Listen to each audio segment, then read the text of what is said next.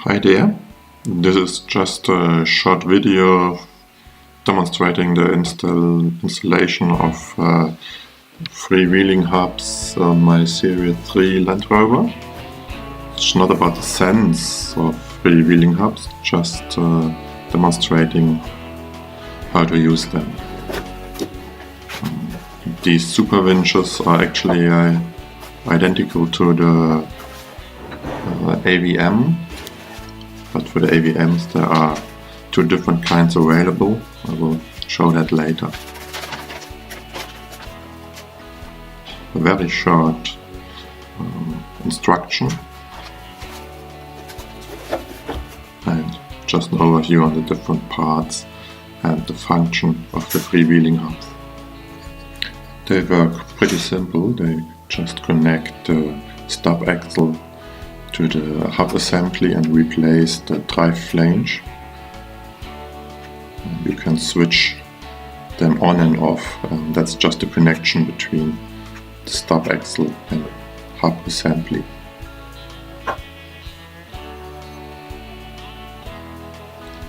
Quite solid so far, except for the switch.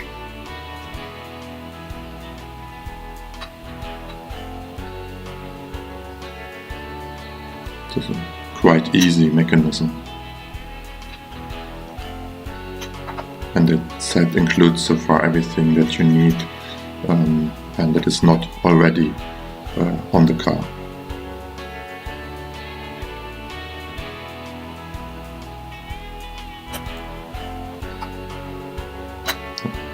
It's locked.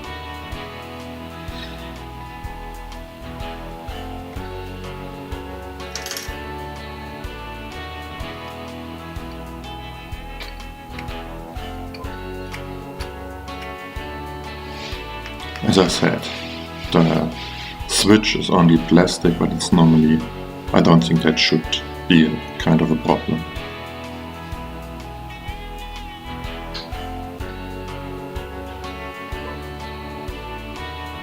Yeah, this rubbering is an additional feature of the hubs that's not on the original drive flange. I think it's pretty good to prevent leaks.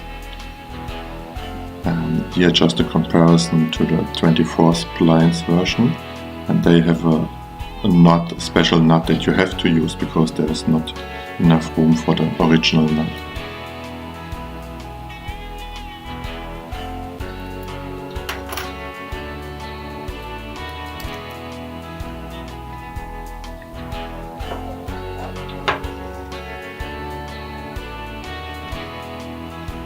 Okay, it's not so much what you need to install them, but what you really need is an imperial hexagon driver, as you see here, because the metric drivers do not fit properly and you might easily damage the screw and then have problems later on when you want to service the parts and to fix them again.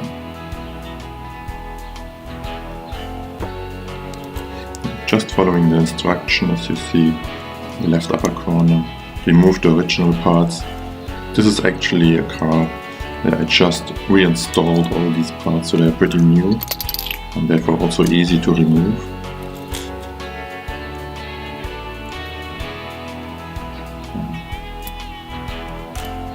What you need to keep in this case, that's the nut, this nut, also this ring, and the 6 screws you also need to install the hub.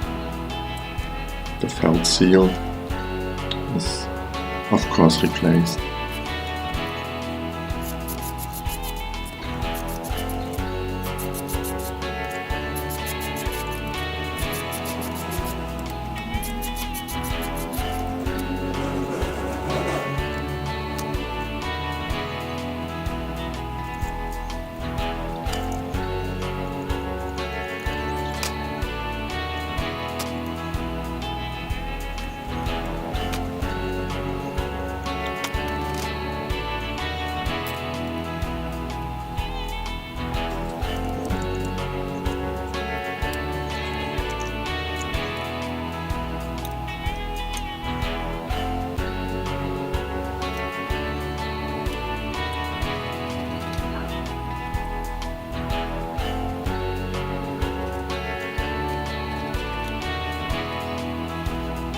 This very short instruction says to use SAE 30 and only a very small amount for servicing the parts.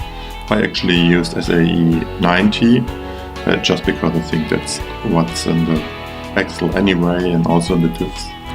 And I would think if I service them the next time I would also use a little bit more than I used here, because I don't think it will cause any harm here. The manual definitely says not to use grease at these parts. The paper gaskets, as you see them here, the original paper gasket, I prepared them using Hyloma blue on both sides, but actually what you will see now is that they didn't really fit very good. Not an exact fit, and so I decided to use the old ones, which were actually anyway pretty new, and they fitted much better and they were better quality. So, but anyway, you get these paper baskets and you could also use that one.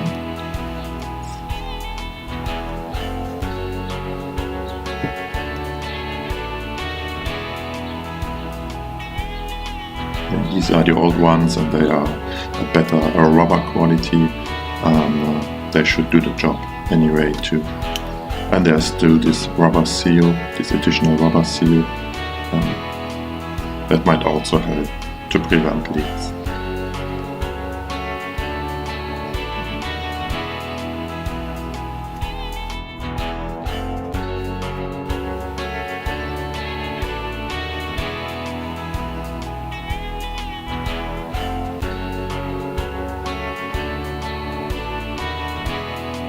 It's not a great job to reinstall them, just use the old nuts, clean them up a little bit and then tighten them to the settings following the original instructions. But anyway, I think there is no specific value to torque them. At least I didn't do that, I just torque them down and I think that should be enough.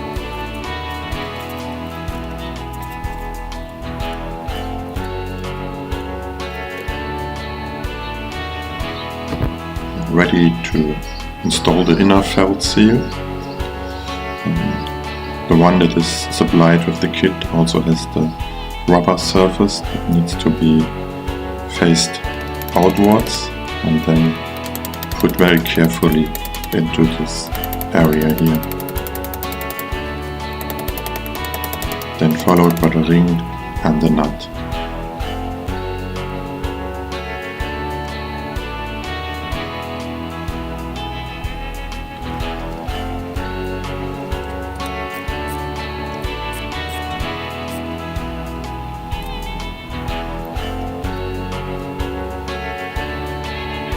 This part is very nice, this securing bolt here, because that's not an original part, but it fits perfectly onto the Land Rover, really good. And that is something that I read on the internet, that these screws might become loose and then the whole device even can fall from the car. Some people recommend to use a bit of glue just to secure them. I just secured the heads of the screws because you want to remove them to service the part, to lubricate it or just to check it, and so I don't want them to be fixed forever.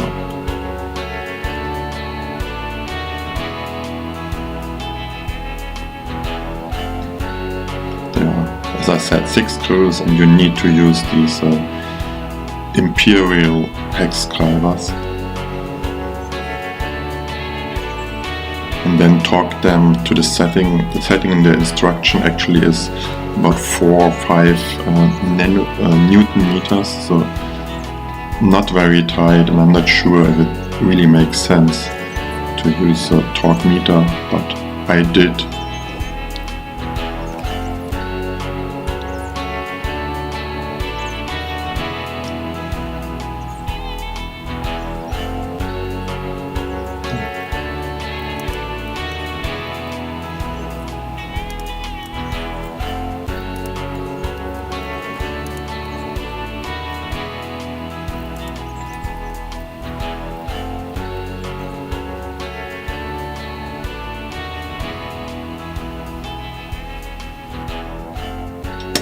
This click is important as this is when the metal ring snaps in and just connects the hub assembly to the axle, and then four-wheel drive is engaged.